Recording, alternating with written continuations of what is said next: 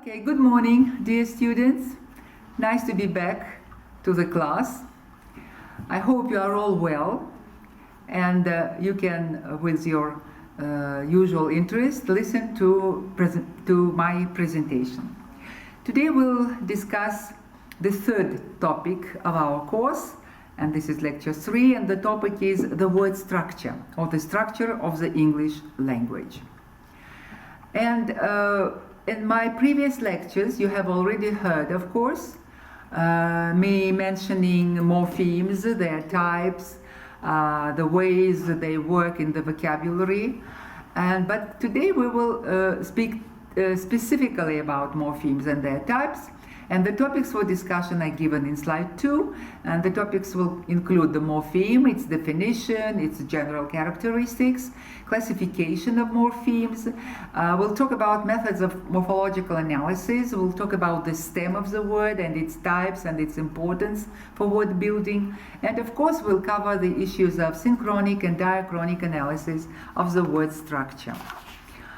So when we talk about morphemes, we go back to the segmentability of words, of course. So in every language, there are words which are segmentable or non-segmentable. Segment is a part of the word which has some meaning, of course, because we cannot segment words. We can segment words into letters. We can segment words into sounds. But for us, for lexicology, the most important is segmentation of the word into meaningful components. So, if you look at the words agreement, information, fearless, quickly, you see already what components of the words are meaningful. Non-segmentable words are those which are represented by root morphemes. Normally they're very short, and words like house, girl, woman, boy, play, green, they are non-segmentable. Only they are segmentable, of course, but not lexicologically. Phonetically, yes. Okay, maybe some of their forms can be segmentable grammatically.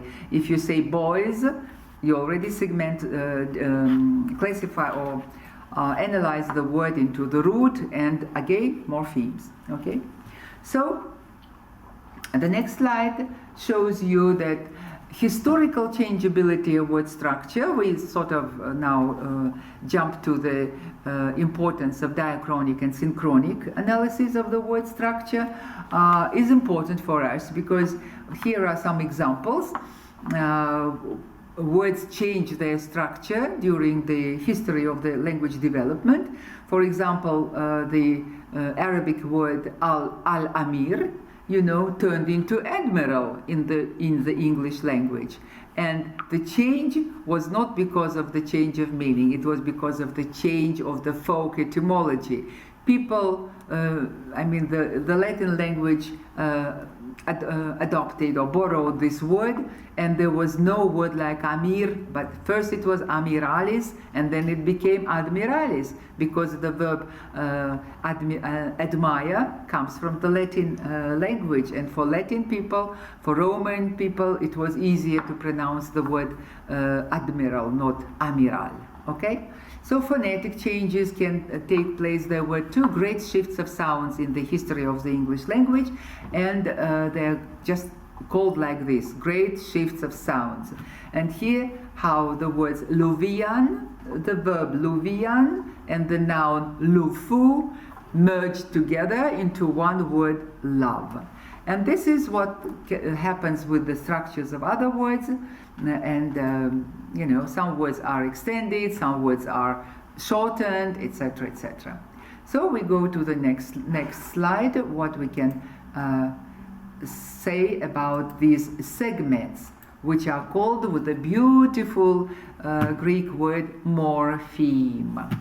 Okay, so morpheme is the basic structural unit of the language, yes, the element from which we make new words.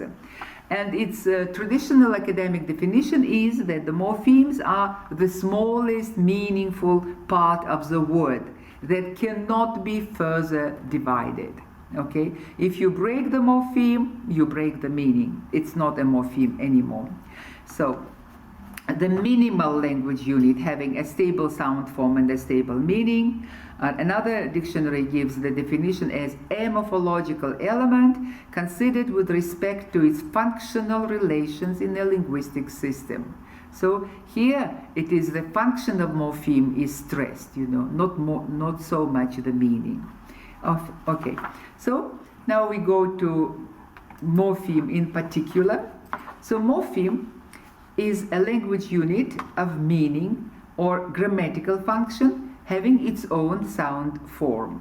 Many morphemes occur in speech only as constituent parts of words, not independently.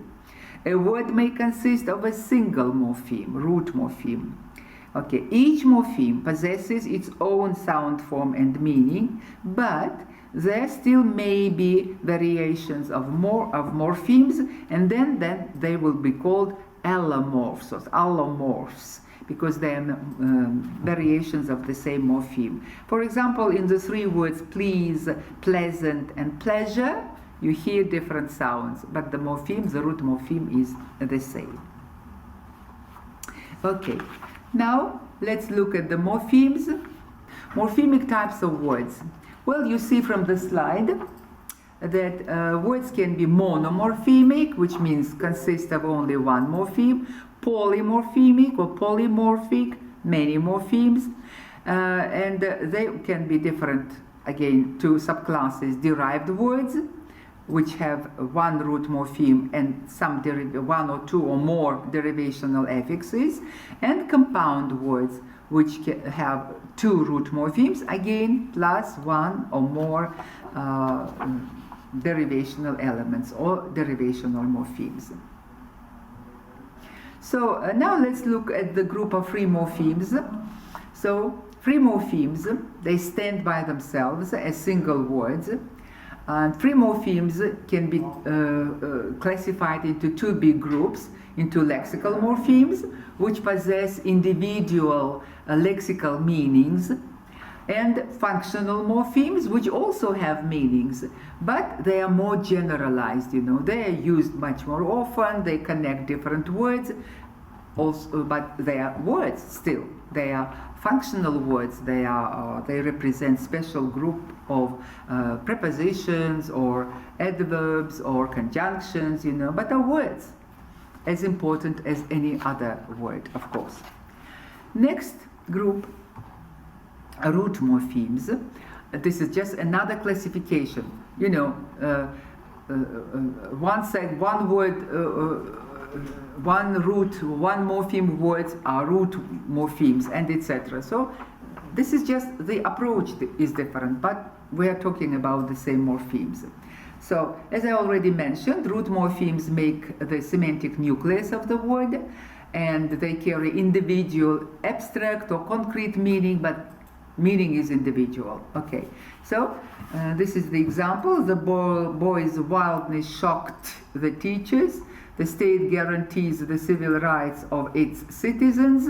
So you see that the root morphemes make the word. All other elements which are painted in blue, they are not root morphemes. They are functional morphemes or derivational morphemes. Okay, non-root morphemes in their term are divided into grammatical morphemes or inflections, and they reflect grammatical categories and grammatical meanings, and derivational morphemes. I don't know why, but in Uzbek linguistics, traditionally, all morphemes are called qo'shimchalar, which I am absolutely against of. As linguists, we should be able to classify between qo'shimchalar, between all these additional elements which we add to the root, and we should be clear about their function and about their terms. Bound morphemes, as I already said briefly, are divided into two categories: derivational, inflectional, and here in slide 5, or on page 5, the slides are not numbered here, I don't know why. Well, so their variations, their variants are represented. So derivational morphemes make words of a different grammatical category, of course, of different semantic category, of course, and they include prefixes which precede the root, and suffixes which follow after the root, and semi-affixes. Semi-affixes are those affixes which can be used both independently as functional words or as normal, full-fledged words, and as prefixes also. For example, children jumped over the bridge. Over here is a full-fledged 100% word, preposition. But when I say don't overestimate this guy, here in the verb overestimate, over becomes prefix, whether you like it or not. Okay. Now, inflectional morphemes are those which represent grammatical categories. Plurality, person, tense, present participle, past participle. So they make altogether about 9 or 10. But when you take derivational morphemes, when you take affixes, so their number approximately arrives at 600 or 700. You can believe it or not, but there was a special research about the number of the quantity of prefixes and suffixes in the English language. Of course, not all of them are native. Many of them are borrowed from Latin, Greek, even from Russian. The suffix "nik" it was borrowed from the Russian language in late 50s, together with the word Sputnik, And now you have jazznik, beatnik, popnik. There are many words with Russian suffix "nik" in English. All right, we go to the next slide. So, and this is about the analysis of the structure of the word. So there are two approaches to the study of the word. To the study of the structure, two approaches, and they are called, one is called UC or ultimate constituents, another is called IC or immediate constituents, and they differ only by the principle. In UC method, we divide into morphemes, no matter how many their number is. But when we do IC analysis, immediate constituents, we have to find out two basic components of the word, which were joined together at the very last moment at the end of the word formation procedure or word formation process.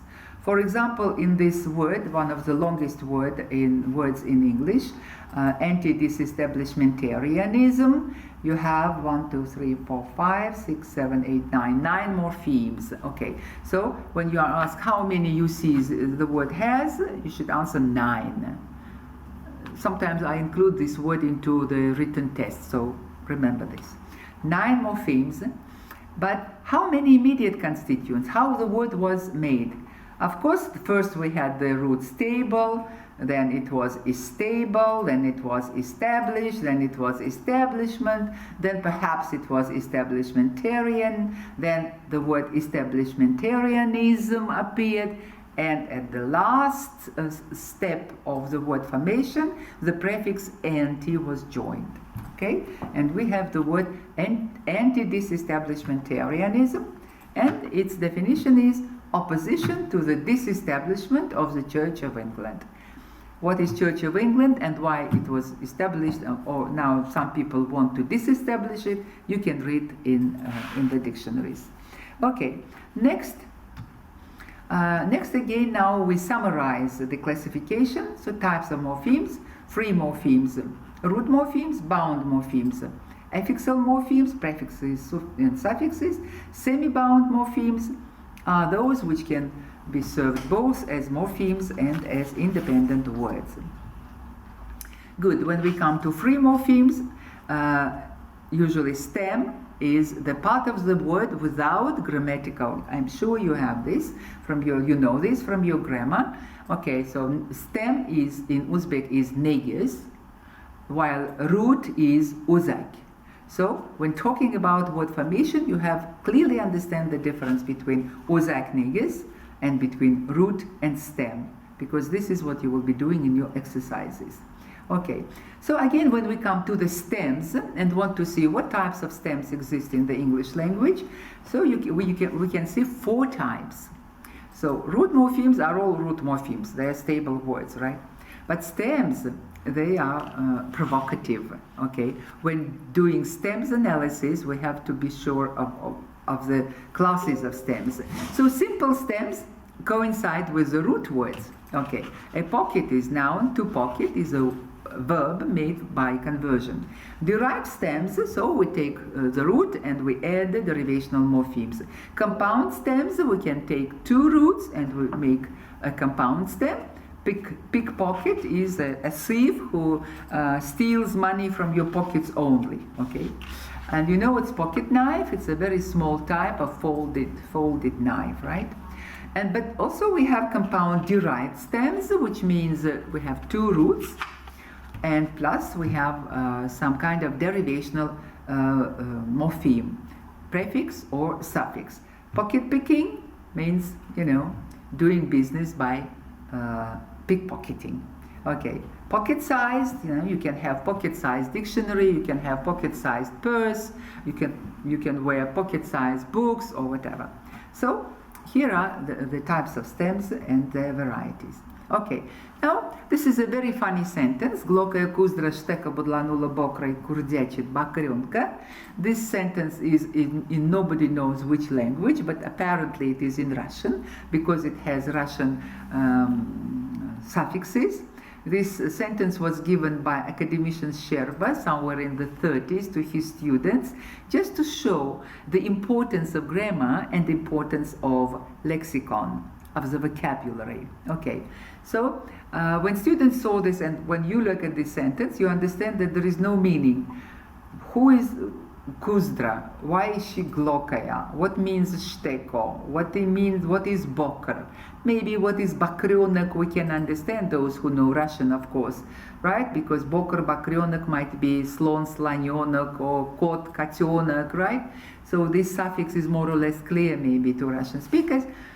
But I will leave this sentence for you to think about it, because this is in Russian, but I will show you this sentence in Uzbek, because some Uzbek linguists tried to translate this sentence into Uzbek, and not only in the Uzbek, just to see that here the main idea is, and what is the main idea I will tell you later.